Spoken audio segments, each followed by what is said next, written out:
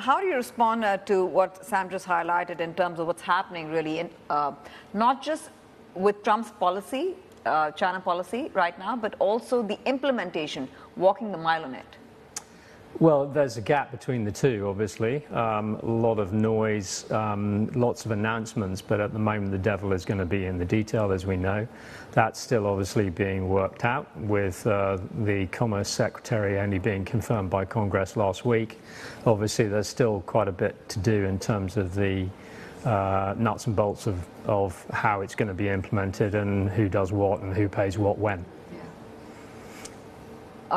Do you have a timeline when we will get clarity on this? Because there's so much uncertainty around it. I think you better phone Donald Trump for that. Get him on the show. I'm sure we'd all like to know the answer to that one. But what are you telling your clients? Wouldn't they be asking you this? Of course they are. So when we look at it, first of all, from a couple of different perspectives. Number one is valuation. So regardless of what happens with tariffs and so forth, the US market is looking pretty expensive. It's had a fantastic run over the last couple of years. The stories around American exceptionalism, perhaps a little bit overdone, but nonetheless it does reflect a fundamentally strong position for the US economy, and that's not going to necessarily change anytime soon.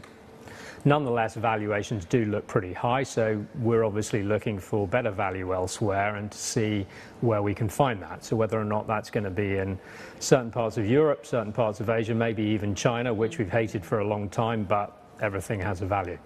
Hated is a strong word. I've not heard that for China in a while. Steve Davies, talking about the markets. Let's not take that out of context. But no.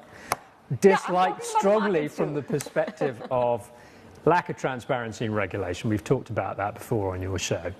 You know, obviously the mood music is beginning to change. Jack Ma meeting Xi Jinping for the first time in a number of years is obviously very positive.